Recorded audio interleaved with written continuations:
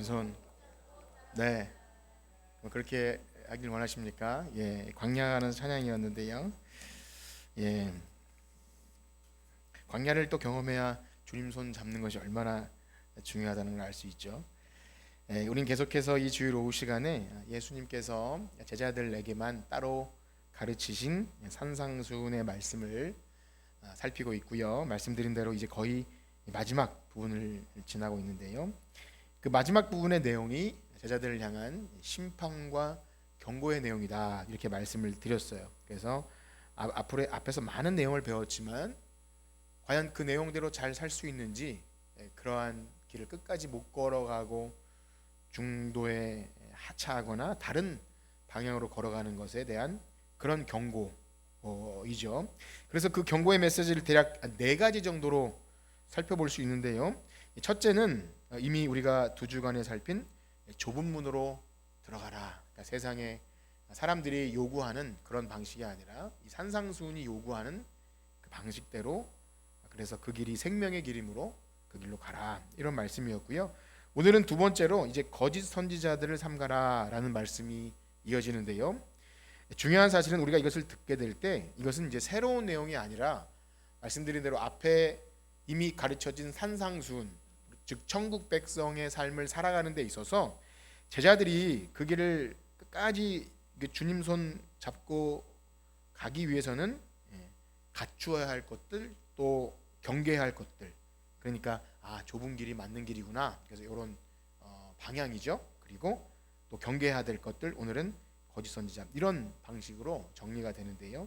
그래서 오늘도 우리는 역시 우리 교회 나오고 예수님 믿는 사람들은 다 예수님 따라가는 제자인 줄 믿습니다. 여러분 그러하시죠?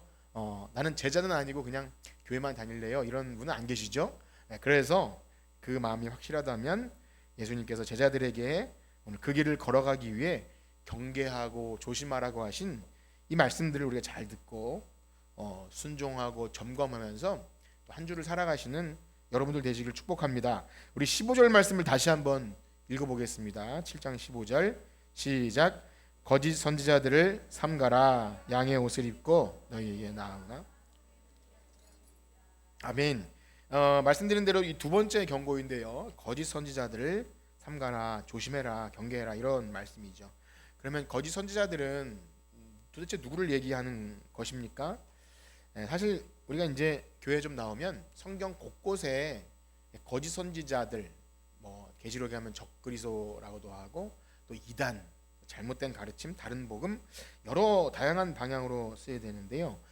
구약 성경에는 이것이 아주 명확하게 드러납니다. 거짓 선지자이고 그리고 그들이 하는 일이 드러나는데, 대표적으로 몇 구절 한번 읽어보면, 먼저 예레미야서에 보면 이런 말씀이 있습니다.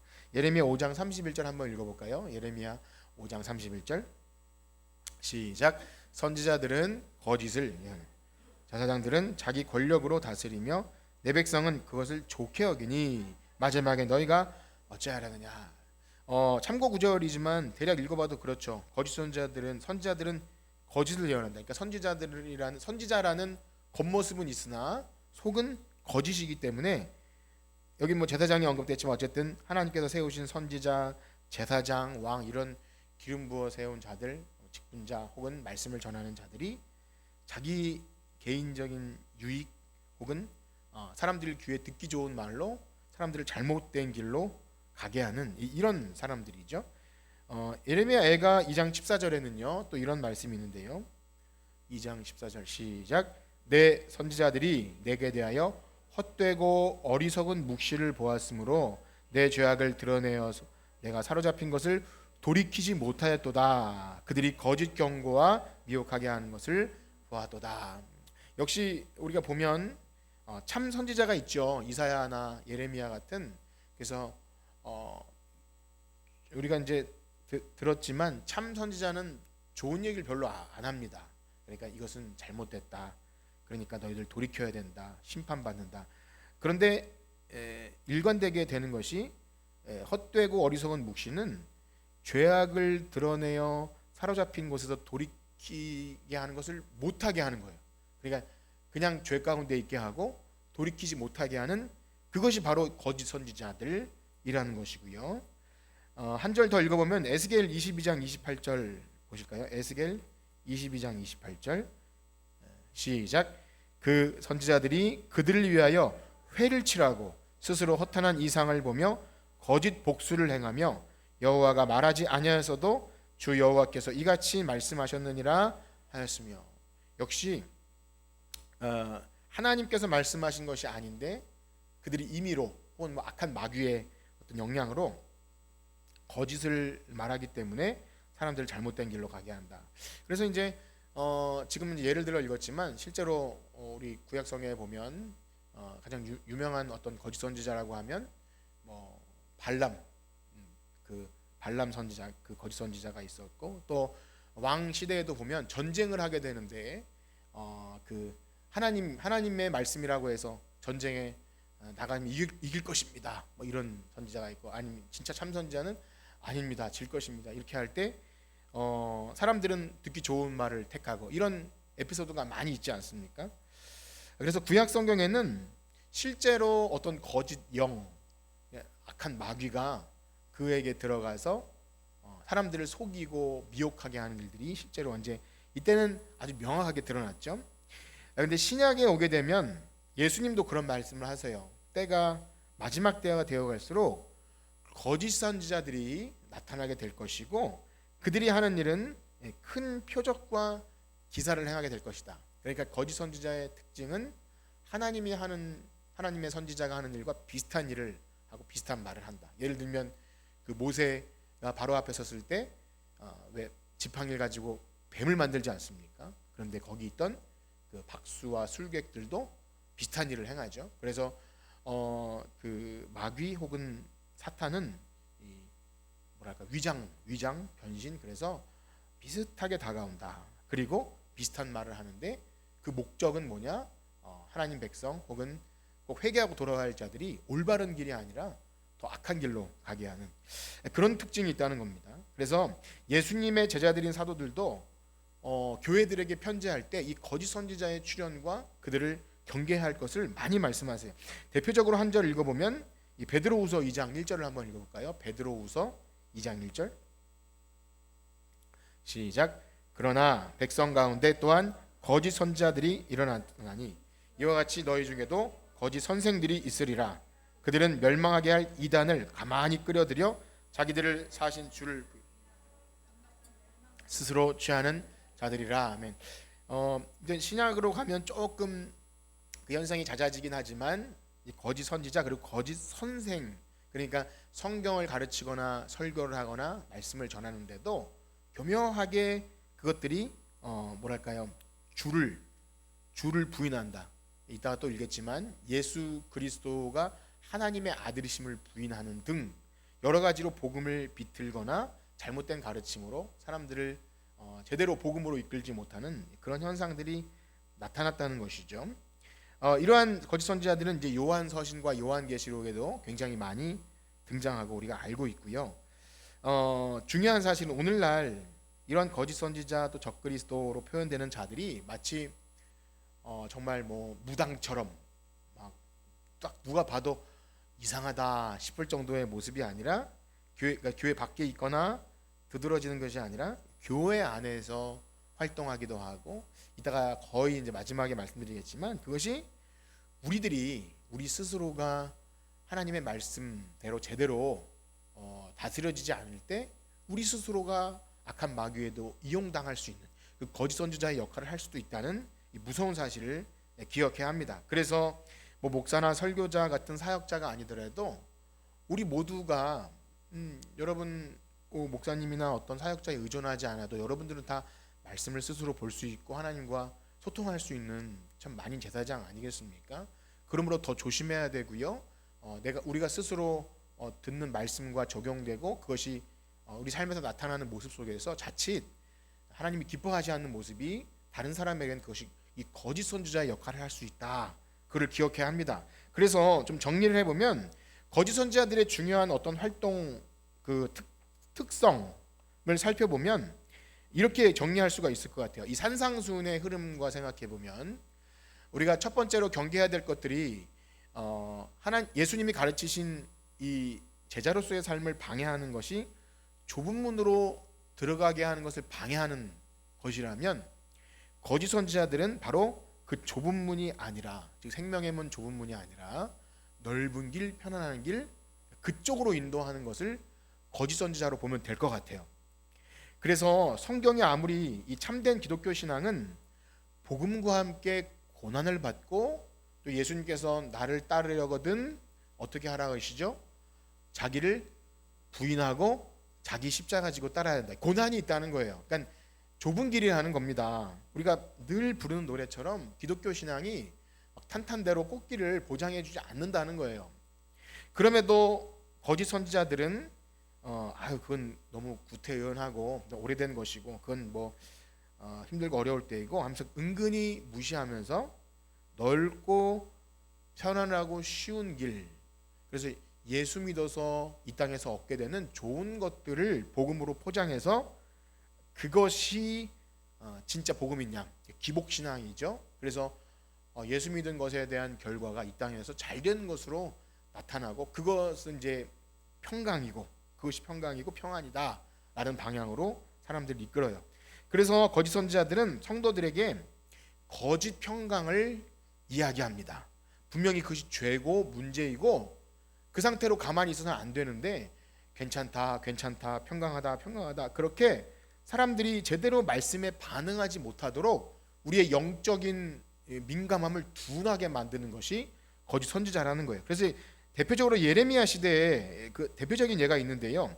6장 14절을 한번 읽어볼까요? 예레미야 6장 14절에 보시면 거짓 선지자의 역할이 이렇습니다. 읽어봅시다. 시작. 그들이 내 백성의 상처를 가볍게 여기면서 말하기를 평강하다 하나 평강이 없도다. 그러니까 이 상처라는 것은 분명히 하나님께서 진노하셨고 징계이고 하나님 뜻대로 살지 못하는 것에 대한 어떤 결과로 주어진 책망인데, 그러면 빨리 회개하고 이 상처를 치료받기 위해서 하나님께 나와서 부르짖고 이런 반응이 있어야 되는데 괜찮아, 다 그런 거야. 그러면 거짓 평강을 얘기하면서 뭐 그렇게 유난 떨면서 예수 믿어, 뭐 이렇게 민감하게 그래, 그냥 은혜로 해, 은혜로. 그래서 우리가 은혜라는 말을 잘 사용한다 그랬죠. 그냥 은혜로 다 그런 거야. 이렇게 할 수 없는 상황에서도 그렇게 우리를 영적으로 둔감하게 만드는 것. 그러한 거짓 선지자들의 영향으로 백성들은 어떻게 변질이 됩니까? 6장 16절 한번 읽어볼까요? 6장 16절. 6장 16절 시작. 여호와께서 이와 같이 말씀하시되 너희는 길에 서서 보며 옛적 길 곧 선한 길이 어디인지 알아보고 그리로 가라. 너희 심령이 평강을 얻으리라 하나 그들의 대답이 우리는 그리로 가지 않겠노라 하였으며. 그러니까 진짜 평강의 길로 인도하려고 하나님께서 옛적 길 곧 선한 길, 그러니까 진짜 하나님께서 선포되었던 그 말씀의 기초에서 죄를 회개하고 돌아와야 살 길인데 그들이 우리는 아닙니다, 지금 충분합니다, 지금 괜찮습니다, 그렇게 하나님의 명령에도 순종하지 않게 되는 거예요. 이 영적으로 둔감해지는 게 그렇게 무서운 겁니다. 신앙생활이 오래된 사람일수록 두렵고 떨림으로 들어야 되는데요. 그러니까 먹고 살만 한다든지 아니면 신앙생활이 이게 매너리즘에 젖어서 구태연해지면 나도 옛날에 그것 때문에 고민 많이 했는데 괜찮아, 그냥 그렇게 마치 자기가 굉장히 통달한 마냥 그렇게 할 수가 있어요. 굉장히 위험한 겁니다. 그런 거예요. 그래서 귀가 둔화해지니까 우리는 그리로 가지 않겠습니다, 거짓 평강의 길로 인도하게끔 하는 것이 거짓 선지자의 역할이고 악순환이 일어나는 거죠. 그걸 자꾸 듣게 됐을 때 그렇게 둔감해지는 것. 비슷한 말씀이 예레미야 8장 11절에도 있는데요. 우리 한번 읽어봅시다. 예레미야 8장 11절 시작. 그들이 내 백성의 상처를 가볍게 여기면서 말하기를 평강이 없도다. 평강이 없죠. 여기 평강이가 너무 평강해서 좀 안 평강하게 만들어야 돼. 요즘에 좀 고민을 하는 것 같은데 이 거짓 평강이 있으면 죄를 회개하고 구원자를 보내주십시오 하는 그런 절박함에 이를 수가 없는 거예요. 그게 참 위험한. 사실 우리는 진짜 평강이 말씀 안에서 죄를 회개하고 있어야 하는데 그런 것이 없게 만드는 게 거짓 선지자이고, 만약에 그렇게 한다면 오늘날 교회가 그렇게 한다면 마취 주사를 놓는 거나 마찬가지죠. 목사님이 성도들에게 그것은 문제이고 바르게 신앙생활을 되는데 그렇게 말하지 못하고, 그러니까 예를 들어 암에 걸렸는데 암 치료를 할 수 있도록 분명히 암 선고를 내리고 그렇게 살면 죽는다고 얘기 안 해주고 몰핀 같은 마약을 계속 마취제를 주면서 그냥 고통만 있게 만든다. 그건 결국 더 빨리 죽게 만드는 것이죠. 더 악한 것입니다. 즉 사람들의 귀에 듣기 좋은 말을 해줌으로써 가짜 안심을 시키고 진짜 들어야 할 치료, 살리는 말을 듣지 못하게 하는, 그래서 듣는 성도들로 점점 더 이런 말씀이 은혜가 되고 이게 좋아, 이렇게 악순환이 이루어지는 것. 그러므로 설교를 들으시는 여러분들도 잘 분별하셔야 합니다. 정말 잘 분별하셔야 돼요. 거짓 선지자들은 우리의 귀에 듣기 좋은 소리로 얼르고 달래서 그냥 그 상태를 유지하게 만드는 거예요. 유지하게. 그러나 예수님 뭐라고 하십니까? 누가복음 6장 26절을 보시면 이런 말씀이 있어요. 누가복음 6장 26절에 읽어봅시다. 시작. 모든 사람이 너희를 칭찬하면 화가 있도다. 그들의 조상들이 거짓 선지자들에게 이와 같이 하느니라. 아멘. 물론 우리는 칭찬을 좋아하고요. 칭찬은 고래로 춤춘다고 하듯이 일단 잘 못해도 칭찬해서 얼르고 달래서 잘하게 하는 것 어린 아이들에게 중요하죠. 그런데 조금 정말 성장하고 더 참 훌륭한 사람이 되려면 잘못된 습관이나 버릇을 고쳐야 되는데 계속 괜찮다 잘한다 하면 그거 안 되는 거잖아요. 우리가 알지 않습니까? 마찬가지예요. 영영 바로잡을 기회를 얻지 못할 수 있는 겁니다. 좋은 말하고 듣기 좋은 소리로 계속 그렇게 우리의 귀를 둔하게 만들면 우리가 산상수훈이 말하는 예수님이 가르쳐 주신 내 이름을 위하여 너희를 욕하고 거짓으로 너희를 거스려 모든 악한 말을 할 때 복이 있다, 이런 말은 듣기 싫어지는 거예요. 그러므로 사랑하는 성도 여러분, 여러분이 속한 교회 목회자가, 설교자가 어떻게 설교하는지를 여러분 유심히 귀를 쫑긋 세우고 눈을 뜨고 듣기를 축복합니다. 그렇게 하셔서 이게 내 귀엔 조금 듣기 거북해도 나를 살리게 하는 말인지 아니면 괜찮습니다 하면서 거짓 안심을 주는 건지를 유심히 살피셔야 돼요. 그래서 만약에 제가 잘못하고 있으면 저를 찾아오셔서 말을 해주셔야 돼요. 그게 맞는 것이냐고. 이렇게 할 수 있는 거예요. 그래야 저도 살고 여러분도 살고 교회가 살 수 있는 겁니다. 다 같이 하향평준화가 될 수도 있어요. 그러니까 서로 더 그냥 덕담하듯이 잘하고 계십니다, 그 정도면 충분합니다. 물론 아주 어린 신앙이나 어린 아이들에게는 그럴 수 있지만 그래도 신앙의 연조가 있고 직분이 있고 이 정도 시험은 감당할 만한 사람이 아무것도 아닌 일로 그렇게 하고 있을 때조차 위로 받으셔야죠.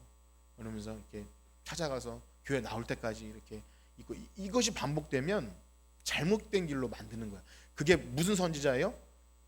거짓 선지자라는 거예요. 그래서 목사인 자신도 충분히 거짓 선지자 역할을 할 수 있다는 겁니다. 그래서 교회 밖에서 들어온 어떤 무서운 이단이나 이상한 점쟁이 같은 사람이 이상한 말을 하는 그 정도는 분별하잖아요. 우리가 충분히 그 정도 알아요. 근데 더 무서운 게 뭐냐면 우리 안에 있는 그런 요소들, 하나님의 말씀에 민감하게 반응하지 못하고 거짓 평강을 주는 요소들이 저나 혹 여러분들에게 있다면 살려면 거기 있으면 안 되는 거예요. 살려면. 그래서 벗어나야 돼요.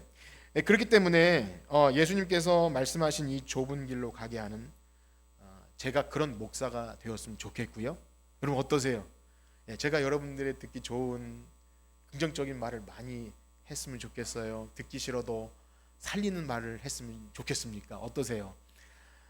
어떤 분이 그러시더라고요. 이제 저기 다른 노예 장로님이 저를 보고 인상이 너무 좋아서 목사님 교회는 항상 분쟁이 없고 평안할 것 같다 그래요. 근데 생각해 보면 그게 좋은 건지 안 좋은 건지 조금 갈등이 됐어요. 조금 그랬어요. 진짜 그랬어요. 내가 뭔가 이렇게 좀 뾰족하고 좀 거치는 것은 저 스스로도 부담되니까 안 하는 거 아닌가. 그래서 그냥 계속 영적으로 둔감한 상태에 그냥 두는 건 아닌가 하는 두려움이 생긴 거죠. 그래서 어떻게 해야 될까 고민이 되면서 이 말씀이 저게 굉장히 도전이 됐고 그랬습니다. 그런데 뭐 제가 천성적으로 그러니 그거를 뭐 근본적으로 병에는 어려울 것 같고 약간 웃음기를 잃지 않고 촌철살인처럼 그렇게 여러분들에게 말씀을 드리려 그래요. 왜냐하면 저조차도 그 연기하듯이 그냥 막 뭐랄까요, 좀 엄숙하고 엄하고 막 그렇게 하기는 어려워요. 제가 그런 분위기를 싫어하거든요. 집에서도 엄하게 하는 사람이 있는데 어떻게든 분위기를 풀어보려고 애를 써요. 왜냐하면 저는 그런 게 별로 좋지 않아요. 그런데도 하나님 말씀은 두렵고 떨림으로 들어야 되잖아요. 그래서 막 분위기를 험악하게 한다기보다 말씀이 그러하기 때문에 제가 오전에도 그런 말씀을 드렸어요. 감히 이것이 시금석이라고 여러분들이 들으시면서 어떻게 반응하는지를 보시고 스스로를 생각해야 되는 거예요. 그러니까 제가 뭐 여러분 누구는 아닙니다, 여러분 거듭나지 않았습니다 이렇게 말하지 않아도 스스로 내가 말씀에 반응하지 못하고 있다 그러면 그 말씀 자체에 이미 정죄를 받은 거예요. 어떻게 보면 그거 아닙니다, 그 신앙 가짜입니다 라고 들으신 거예요. 예, 잘 들으시고 계시죠? 그래서 그런 말을 들을 때 뜨끔하든지 기분이 상하든지 어떤 반응이 있으셔야 된다는 거예요.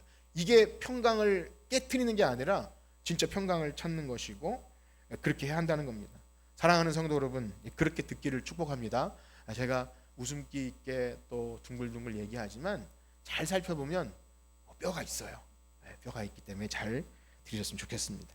자, 그런가 하면요, 예수님은 거짓 선지자들에 대해 이렇게 하시는데요. 다시 본문으로 돌아와서 7장 15절 말씀 다시 한번 읽어볼까요? 7장 15절 시작. 거짓 선지자들을 나오나 속에는 노략질하는 일이라. 아멘. 양의 옷을 입은 이리 늑대, 그런 거죠. 거짓 선지자가 실제로 이제 악한 모습 뭐 이렇게 다가오는 누가 봐도 좀 뭐가 거짓 선지자 마술사 같은 그런 게 아니라 겉보기에는 사람들에게 호감을 주고 우리에게 해를 끼치지 않을 것 같은 그야말로 양의 탈을 쓴 이리처럼 다가올 수 있다는 겁니다. 그래서 마귀는 언제나 위장술에 강한데요.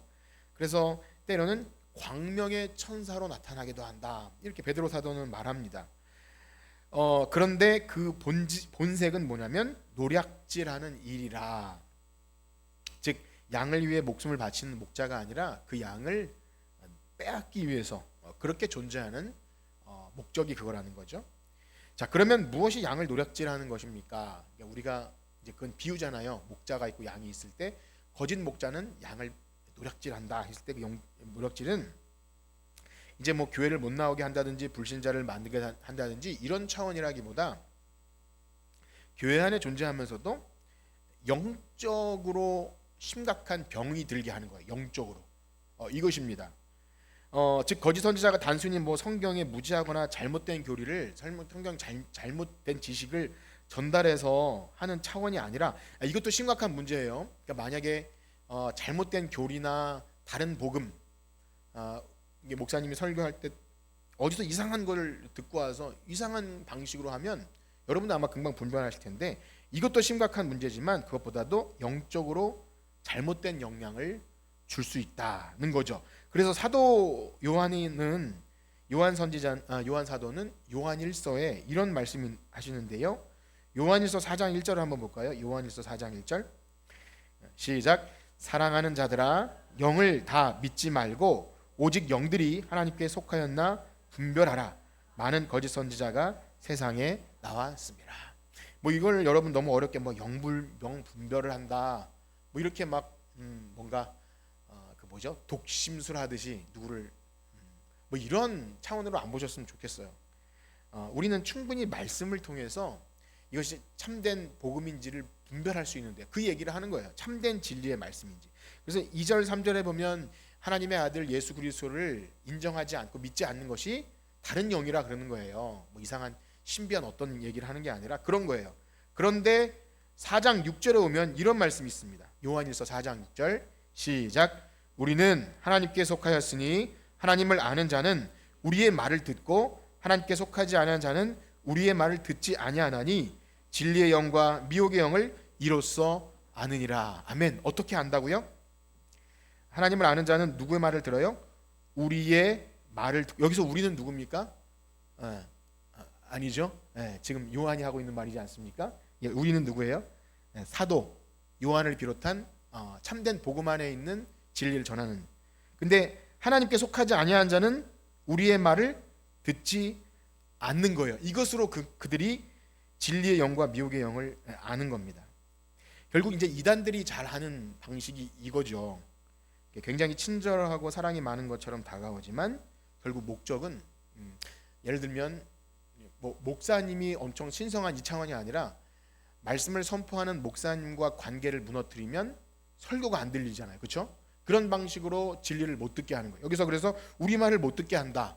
중간에 끼어서 관계를 무너뜨리고 또 성도들과의 관계를 깨뜨리면서 이간질을 한다. 이런 방식으로 진리에서 점점 어둡게 되는 것, 그것을 얘기합니다. 이것이 사실은 어떤 뭐 영적으로 누구를 홀리는 이 차원이 아니라, 여러분 제가 이제 여러 번 반복하는 것이, 죄가 세상에 들어왔을 때 제일 먼저 일어난 변화가 무엇입니까? 아담과 하와가 선악과를 따먹고 하나님과의 관계가 무너졌다 그랬죠. 하나님을 알고 하나님을 영화롭게 하는 것에서 하나님과의 관계가 무너지고 사람과의 관계가 깨어지고 또 이 세상 모든 물질과의 관계가 깨어지듯이 진리의 영이 아닌 거짓 영은 관계를 깨뜨려 버립니다. 그래서 교회의 가장 핵심은 그리스도 안에 한 몸 된 관계들인데, 아무리 옳고 친절하고 막 내 마음을 다 이해하는 것 같아도 그 말의 결과가 목회자나 다른 성도들과의 관계를 깨뜨린다면 이거 분별하셔야 돼요. 이게 거짓 선지자인 겁니다. 주로 신천지가 그런 방법을 많이 쓰는데, 그래서 사회적으로 어떤 시끄럽고 부정적인 걸 강조하면서 이 보통 교회는 다 틀려 먹었어, 모두 문제고 뭐 재정도 문제고 사람들이 뭐 이렇게 뭔가 잘못됐고 뭐 이런 얘기를 막 하면서 자기 집단으로 이제 끌어들이는 방식이지 않습니까? 그래서 만약 목회자가 정말 진리의 말씀에서 벗어났다면 정중하게 뭐 항의를 할 수도 있고 이의를 제기해서 충분히 대화가 돼야 해요. 그래서 굉장히 권위 면에서도 중요하죠. 만약에 목회자가 권위를 중시하면서 말에 토를 달지 말라 이렇게 하면 일단 안 되는 거예요. 그게 아니라 언제든지 대화가 가능해야 되고 그 진리의 말씀이 벗어나면 안 될 수 있도록 해야 되는데, 그것이 아니라 그런 모든 것이 그런 잘못된 조건이 아님에도 다른 어떤 이유를 들어서 관계를 깨뜨리려는 어떤 시도들이 있다면 그것이 뭐라고요? 거짓 선지자. 따라해 봅시다. 거짓 선지자. 아, 그렇구나. 그렇다면 이것은 어떤 특정한 사람이 아니더라도 한번 따라해 봅시다. 나도 그렇게 될 수 있다. 네, 그런 거예요. 이걸 조심하셔야 돼요. 목사 자신부터 시작해서 만약에 그리스도의 한 몸 된 교회의 하나됨과 또 진리의 말씀 안에서 이렇게 교회가 말씀과 성령 안에 다스려지는 것에 어떤 아무리 옳고 뭐 정의롭고 뭐 사람을 살리고 이런 측면으로 접근해도 결국 그것이 진리의 말씀과 멀어지게 한다면 적그리스도 거짓 선지자가 될 수 있는 것입니다. 그러므로 우리는 생각해야 합니다. 사실 이런 말씀은 전하기 쉬운 말씀은 아니죠. 그렇죠? 오늘 말씀 은혜가 돼요, 이렇게 받아들이기는 어렵습니다. 그럼에도 불구하고 이 말씀을 하는 이유는 산상수훈을 끝까지 쭉 살펴다 보니까 예수님이 마지막에 이걸 다루고 있어요. 예수님이 다루셨기 때문에 교회는 이걸 다뤄야 돼요. 만약에 이런 말씀을 들으면 목사님이, 만약에 제가 이렇게 말했기 때문에 어떤 분이 목사님에게 이의를 제기하면 저도 불편할 거 아니에요? 그래도 해야 되고요. 또 예를 들면 성도들 간에도 어떤 분이 나한테 뭐 이렇게 친절하게 오지만 목사님과 안 좋은 관계를 만들려고 한다. 이거 마귀 장난 아니구나. 이렇게 깨달으셔야 돼요. 이게 거짓 선지자였고요. 나 자신도 어떤 이유에서든지 간에 뭔가 올바르지 않은 관계 속에서 있고 또 다른 누군가에게 내가 영향을 준다면 그것이 굉장히 위험한 거짓 선지자의 역할을 할 수 있다. 여러분 어떠세요? 이런 얘기 들으면 약간 경계가 되고 그렇죠? 그러셔야 합니다. 듣는 누구든지 내가 만약에 이런 시험에 들고 해서 다른 사람을 세우거나 하나 되는 일에 내가 거기 걸림돌이 된다면 내가 그 잘못된 길로 인도하는 사람이겠구나, 그렇게 아셔야 돼요. 그래도 오후 예배 나오시는 분들은 그래도 다른 사람을 좀 인도할 수 있는 분 아니겠습니까? 전 그렇게 믿어요. 리더분들도 있고 권사님들이 많이 계시는데 여러분들은 그 역할을 잘 하셔야 돼요. 누가 만약에 하나됨을 깨뜨리고 이간질하거나 잘못된 말을 하면 그걸 아니라고 올바르게 인도할 수 있는 것은 단순히 교회가 잘 되는 이런 차원이 아니라 정말 하나님께서 교회를 통해 보시고자 하는 영광, 교회가 하나님의 말씀과 성령으로 올바로 세워져야 그리스도의 몸된 교회가 영광받고 하나님이 영광 받으시는데, 이게 깨어지는 순간 우리가 제자로서의 삶도 무너지고 또 여러분들이 영적인 굉장히 피해를 입게 되는 것입니다. 그러므로 어떻게 보면 굉장히 어려운 말씀일 수 있지만 이 말씀 자체가 경계와 또 그 심판 아니겠습니까? 그러므로 사랑하는 성도 여러분, 이 말씀은 주님께서 오늘 우리 교회에 해주시는 말씀이라는 것을 믿고 스스로 돌아보고 또 주변을 돌아보면서 우리 교회가 영적으로 민감해야겠다. 단순히 그냥 아무 문제 없어서 뿐만이 아니라 정말 어떤 문제 앞에서 영적으로 민감해서 하나님이 기뻐하시는 거룩한 길로, 그래서 거짓 선지자 역할을 하지 않는 저와 여러분들 되시길 주님의 이름으로 축복합니다. 우리 찬송하고 기도할 텐데요. 447장, 우리 이 말씀과 관련해서 적절한 찬송을 찾지 못했는데요. 이 찬송 가사가 있었습니다. 이 세상 끝날까지 주 섬겨 살리니, 마지막까지 제자의 삶을 포기하시면 안 됩니다. 좁은 길로 가는 것, 그 다음에 하나님의 진리의 말씀에서 멀어지지 않는 것. 오늘 들으신 말씀 기억하면서 이 찬양 부르시고 함께 기도하고 마치겠습니다.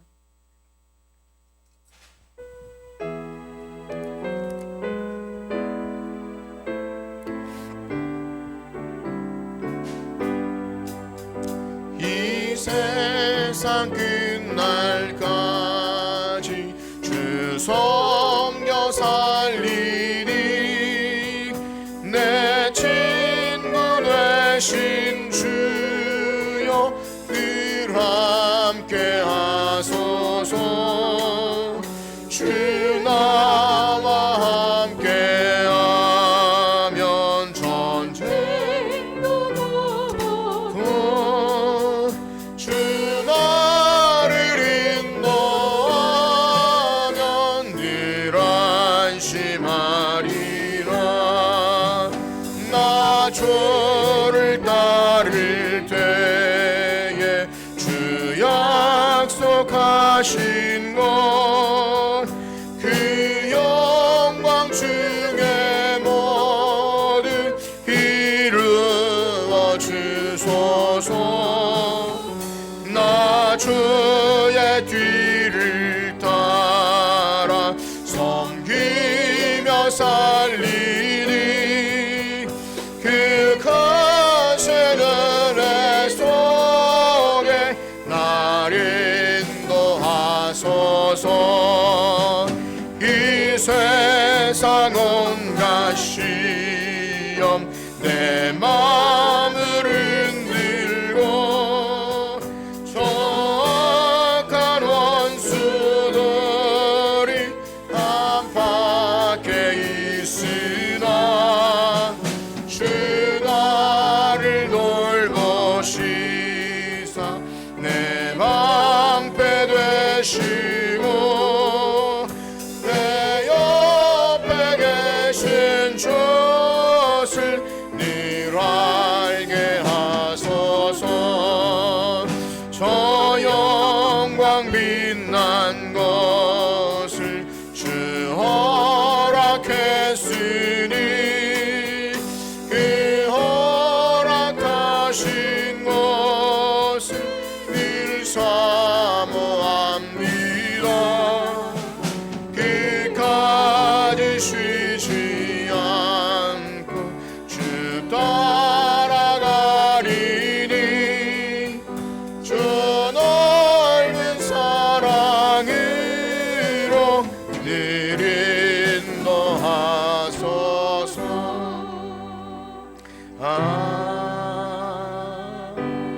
아멘. 우리 들으신 말씀 가지고 기도합시다.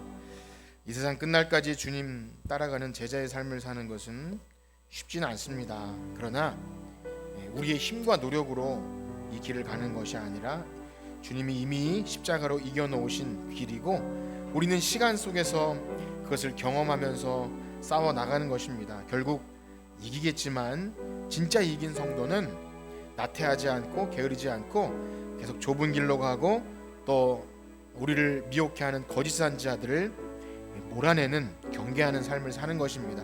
이것이 쉽지 않지만 주님 우리를 붙들어 주셔서 끝까지 주님 따라가는 일에 포기하지 않고 믿음으로 이 길을 잘 걸어가게 하여 주시옵소서. 다 같이 기도합시다. 하나님 아버지 감사합니다. 주님께서 이미 우리를 위해 이겨놓으셨고 십자가에서 다 싸우신 싸움을 우리에게 주어진 시간 속에서 우리가 이 길을 걸어갈 때 우리는 두렵습니다. 좁은 길로 가지 못할까봐 두렵고 내가 나태하고 게을러져서 넓은 길로 갈까봐 두렵기도 하고 하나님 영적으로 둔감해져서 말씀에 민감하지 못해 하나님과 멀어질까봐 두렵습니다. 하나님 이 두려움은 좋은 것입니다. 믿음의 근심을 가지고 하나님 붙들게 하시고 말씀 붙들게 하시고 나태하지 않고 게으르지 않고 열심을 품고 주를 섬기게 하여 주시옵소서. 우리 모두가 이미 얻었다 함도 아니고 온전히 이루었다 함도 아니라 오직 앞에 있는 것을 잡으려고 쫓아가는 믿음의 경주를 포기하지 않게 하여 주시옵소서. 하나님 때로는 지치고 힘이 듭니다. 기도 생활이 힘들 때도 있고 복음 전도자의 삶이 지칠 때도 있습니다. 하나님 이웃을 돌아보는 삶도 어려울 때도 있습니다. 그러나 하나님 이 길은 주님께서 우리를 너무나 사랑하셔서 먼저 가신 길이니 우리가 육신으로 이 땅에 살아갈 동안 이 놀라운 사랑을 세상에 증거하는 세계 속의 복의 통로가 되게 하여 주시옵시고 우리를 통해서 많은 사람들이 주께 돌아오는 놀라운 일을 있게 하여 주시옵소서. 하나님 우리 사랑하는 성도들이 한 주 동안도 일상의 삶에서 예배를 드려야 합니다. 하나님 지치고 피곤할지라도 하나님 포기하지 않고 말씀과 기도로 무장하게 하여 주시옵시고 어디든지 말씀으로 승리하며 악한 마귀의 싸움에서 이길 수 있도록 하나님께서 성령의 충만함으로 지키시고 보호하여 주시옵소서. 세상과 마귀와 육체 앞에서 오직 하나님만 붙들고 예수 그리스도의 제자로 살아가는 이 복된 길을 걸어갈 때 하나님만 영광 받으시고 우리를 통해서 주님만 영광 받아 주시옵소서. 아멘. 이제는 우리 주 예수 그리스도의 은혜와 하나님 아버지의 무한하신 사랑하심과 성령님의 감화 감동 위로 교통하심이 오늘 주님께서 경계하라고 하신 거짓 선지자가 어떤 것인지를 알고 우리가 그것을 경계하며 말씀에 민감해서 주님 따라가기를 원하는 성천교회 성도들 머리 위에 이제로부터 영원토록 함께 있을지어다. 아멘.